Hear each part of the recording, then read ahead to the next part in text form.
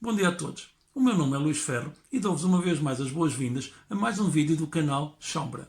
E hoje nós vamos retomar o tema que abordamos durante o vídeo O Genoma Humano, onde analisamos pormenorizadamente a nossa já muito longa e profícua relação com os vírus e onde vimos inclusivamente que essa relação tem um aspecto perfeitamente dual e que se a curto-médio prazo é uma relação absolutamente destruidora, causando inclusivamente centenas de milhões de mortes à humanidade, a muito longo prazo tem-se revelado a verdadeira força motriz por detrás da evolução humana, encontrando-se ainda hoje perfeitamente patente num papel primordial no nosso genoma humano e sendo responsável por alguma das principais características que atualmente nos definem enquanto espécie. Nesse vídeo, se bem se recordam, e para aqueles que não se recordarem, eu vou deixar o link nos comentários em baixo, nós vimos inclusivamente que foi um encontro fortuito com um retrovírus que provocou num mais remoto antepassado que nós temos enquanto mamíferos que esse nosso antigo antepassado desenvolvesse a capacidade de gerar descendência a partir de uma placenta. E foi igualmente através de um encontro, de uma infecção fortuita com o retrovírus, que nós vimos que o nosso cérebro possui atualmente uma capacidade completamente distinta das dos nossos irmãos primatas de desenvolver raciocínios com uma amplitude e uma rapidez que não se encontra em nenhuma espécie de primatas além de nós. Se bem se recordam nesse vídeo anterior, nós vimos igualmente que a maneira como todas estas transformações se processam é precisamente através do nosso DNA. Ou seja, quando a informação genética do vírus atinge as nossas células germinativas, que são aquelas células que vão produzir os nossos óvulos e os nossos espermatozoides, esse indivíduo ganha a capacidade de, ao reproduzir-se, passar toda essa informação genética a toda a sua descendência. O que significa que aquelas características que eram próprias daquele indivíduo que tinha sido infectado por aquele determinado vírus passam a poder ser transmitidas e multiplicadas por toda a sua descendência. O que isto significa é que no decurso de alguns milhares de anos, estas características já podem ser comuns a toda a espécie. O que em última análise significa é que o vírus e este hospedeiro se uniram para criar uma espécie completamente nova. Mas o que nós nos propusemos estudar hoje foi a metafísica dos vírus. Nós acabamos de ver que todos estes vírus que conseguiram penetrar o nosso genoma humano há milhões e milhões de anos, ainda na época pré-histórica, traziam instruções bem definidas, traziam propósitos muito bem definidos. E nós, enquanto humanidade no nosso atual estado de desenvolvimento, somos a prova viva de todas essas instruções que eles traziam. Mas o que dizer então de todos estes vírus e todas estas epidemias que têm assolado a humanidade nos últimos séculos e que nós vimos no vídeo anterior? De onde vêm todos estes vírus? De onde surgem todas estas epidemias? E, mais importante que tudo, o que pretendem elas de nós? Que tipo de instruções ou que tipo de propósito trazem eles para a raça humana que nós ainda não conseguimos vislumbrar? Como sempre, há duas maneiras de olharmos para isto. Nós podemos olhar para tudo isto e dizer que tudo isto é acidental, que tudo isto é aleatório, que as coisas aconteceram porque tinham que acontecer e que todos estes vírus, todas estas pandemias, são tão imprevisíveis como qualquer furacão ou maremoto. Ou então, podemos olhar para isto de uma perspectiva holística mais global e dizer que nada disto é acidental, que nada disto é aleatório, que tudo isto tem um propósito e que tudo isto tem que ser resolvido num nível muito mais elevado do que o nível simplesmente físico e biológico com que eles se nos apresentam. Nós vivemos num sistema fechado. Vivemos num campo quântico de infinitas possibilidades, mas esse campo quântico ainda assim é um sistema fechado, porque desde o nível do fóton até as galáxias mais distantes, tudo está intimamente relacionado. Nós sabemos, por exemplo, que um furacão resulta de uma relação entre a pressão e a temperatura. Quando as águas do mar sobem até uma determinada temperatura, elas entram em dissonância com as camadas mais elevadas da atmosfera e essa baixa pressão vai provocar cada vez uma maior evaporação das águas do mar e o próprio movimento de rotação da Terra leva a que toda essa massa ascendente de água rodopie numa extensão de várias centenas de quilómetros e todo esse sistema se vai retroalimentando a si próprio até atingir o grau de energia e de destruição que todos nós conhecemos. E o que nós estamos a discutir atualmente é o nosso grau de envolvimento e de responsabilidade na parte do aquecimento das águas do mar, pois nós, ao contribuirmos decisivamente para o aquecimento global das águas dos oceanos, estamos a influir decisivamente no aparecimento cada vez mais frequente de todos esses furacões. Da mesma maneira, todos nós sabemos que a nível energético, todas as doenças têm a sua origem numa tensão e num bloqueio. É a partir de um bloqueio num dos nossos campos energéticos que vai impedir a livre circulação de energia. E essa falta de fluidez na circulação de energia vai provocar uma tensão no chakra respectivo, que por sua vez vai afetar os aspectos de consciência e as partes do corpo regidas por aquele chakra.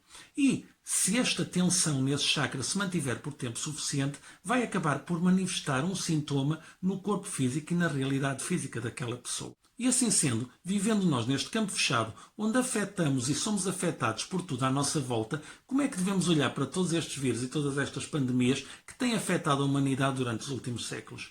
Devemos olhar para eles como um fenómeno que nós criamos e atraímos para nós, ou como uma correção que nos foi dada para equilibrarmos algum desequilíbrio em que nos tínhamos metido enquanto humanidade? É isso mesmo que nós vamos tentar analisar a seguir, analisando metafisicamente algumas das pandemias que usamos como exemplo no vídeo anterior. A peste bubónica, também conhecida como peste negra, por exemplo, que durante o século XIV dizimou mais de um terço da população europeia, provocou profundas transformações a todos os níveis da sociedade. As pessoas deixaram de viver em casas ou em quintas isoladas no campo, onde tinham sempre rios e cursos de água muito perto e muitos campos à volta onde podiam realizar as suas necessidades fisiológicas, e passaram a viver amontoados nas grandes cidades, onde nenhuma destas condições existiam, e passaram a viver em situações de grande precariedade, sendo obrigadas a conviver com os seus próprios dejetos e com todo o tipo de animais, incluindo ratos. E foi a mistura de todas estas condições absolutamente precárias que criou condições para que esta terrível epidemia pudesse acontecer. Analisamos do ponto de vista energético alguns dos sintomas da peste negra, nomeadamente nódulos linfáticos, inchaços cutâneos, entre outros. Depressa vamos chegar à conclusão de que eles são provocados por emoções tais como a raiva, a impotência, o sentido de isolamento, o sentido de não merecimento, que estão, por outro lado, ligados a tensões muito profundas ao nível do chakra raiz e do chakra coronário, dificuldades na nossa relação com a Mãe Terra e da nossa relação com Deus. Na sua ânsia de evoluir, a humanidade tinha, pelo contrário, regredido intensamente.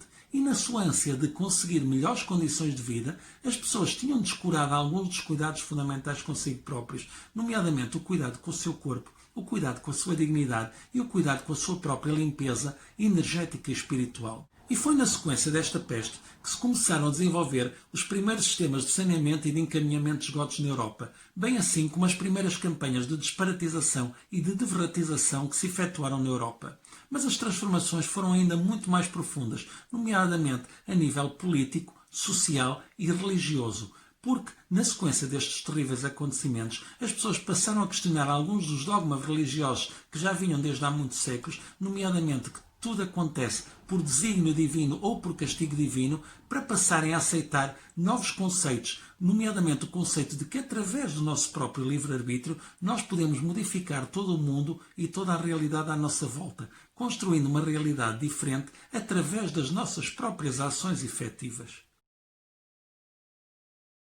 A SIDA, o HIV, foi talvez a última grande epidemia do século XX, e as suas consequências revelaram-se muito superiores do que o simples número de mortes ou até o pânico provocou.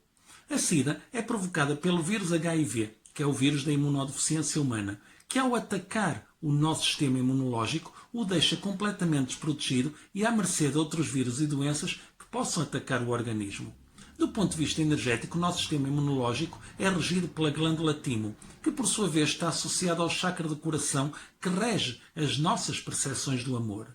Isso significa que, do ponto de vista da análise energética ao sintoma, o que mais realça é que a pessoa afetada não se sente aceite. A pessoa afetada não se sente amada, seja por a sua opção sexual não ser aceito pela sociedade, seja pela sua opção sexual não ser aceito pelas pessoas que amam, seja pelo seu consumo de drogas ser rejeitado pela sociedade, a pessoa sente um sentimento de culpa, um sentimento de rejeição que se virava contra a própria pessoa, destruindo o seu próprio sistema imunológico. Mas de que maneira é que o aparecimento deste vírus modificou o conceito que as pessoas tinham do amor e do sexo?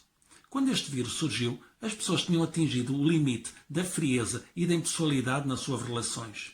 O sexo, e não importa agora qual era a opção sexual de cada um, era vivido da maneira mais fria e impessoal possível. Não importava com quem se ia e o que se fazia. O importante era ir-se e fazer-se. As pessoas sentiam-se cada vez mais carentes, cada vez mais vazias, cada vez mais sós. E o sexo era a arma de arremesso com que combatiam tudo isso. O sexo era status, o sexo era ostentação, o sexo era uma arma de choque e de agressão. As pessoas procuravam combater o vazio intenso que sentiam com um novo parceiro todos os dias, como um náufrago que se agarra a mais uma lufada de ar fresco para sobreviver até ao dia seguinte e para mascarar o vazio intenso que sentiam dentro de si. E no meio de toda esta desumanização emocional, as pessoas tinham-se esquecido completamente da sacralidade do corpo e da sacralidade do sexo. O nosso corpo é o veículo que nos transporta nessa vida, é o vaso que alberga a nossa energia sagrada e, como tal, deve ser cuidado, estimado e preservado de toda a energia destrutiva. As pessoas tinham esquecido que o sexo, muito mais do que uma troca física de fluidos, é uma poderosíssima troca energética. É, aliás, a mais poderosa das trocas energéticas. E que durante uma relação sexual nós não apenas damos, mas igualmente recebemos a energia sexual do nosso parceiro. E mais ainda, permanecemos muito tempo energeticamente conectados a todas as pessoas com que nos relacionamos. E também nesse ponto, esta pandemia foi uma enorme fonte de ensinamentos para a humanidade. Porque se olharmos atualmente para o planeta Terra, nós vemos que é cada vez maior o número de pessoas que se tornaram conscientes desta poderosíssima energia que é o sexo e tomaram consciência, estão cada vez mais conscientes na escolha dos parceiros com que aceitam dividir-se energeticamente. E foi também uma fonte de grande ensinamento no derrubo de vários tabus e restrições que vigoravam na humanidade, nomeadamente no respeito às diferentes opções sexuais de cada um, que deixaram de estar remetidos e confinados a determinados guetos da sociedade e passaram a ser aceitos e podem exprimir-se publicamente e naturalmente como seres humanos de pleno direito como todos os outros. O que isto nos demonstra à sociedade é que, se analisarmos todos estes acontecimentos à luz da metafísica e não apenas à luz dos aspectos absolutamente destruidores que eles apresentam, uma nova visão da realidade vai desvendar-se perante nós. Apenas através destes dois exemplos, nós podemos ver, por exemplo, que a peste bubónica mudou radicalmente a maneira como nós nos organizamos em sociedade e de que essa maneira como nós nos estávamos a organizar nos tinha feito recuar vários degraus no respeito por nós próprios e pelo nosso próprio corpo. E, igualmente, de como a SIDA veio demonstrar o vazio emocional e a falta de respeito pela sacralidade do seu próprio corpo em que vivia uma parte substancial da humanidade. O que nos leva à pergunta mais importante deste vídeo. Deste ponto de vista, em que nós estamos a ver que existe uma causa metafísica para que todos estes vírus e todas estas pandemias possam acontecer, que tipo de lição, que tipo de ensinamento ou que tipo de correção é que nos está a pedir este novo vírus com que toda a humanidade está a deparar-se neste preciso momento? E é precisamente sobre isso que iremos falar no próximo vídeo, o terceiro e último vídeo desta série dedicada à nossa já longínqua relação com os vírus, dedicada exclusivamente a falar dos novos rumos, dos novos ensinamentos e das novas correções para que estes novos acontecimentos nos estão a empurrar a todos enquanto humanidade. Até lá, eu despeço-me de todos vocês com muito amor e carinho e convido-vos desde já a virem assistir ao próximo vídeo do canal Sombra. Bom dia a todos.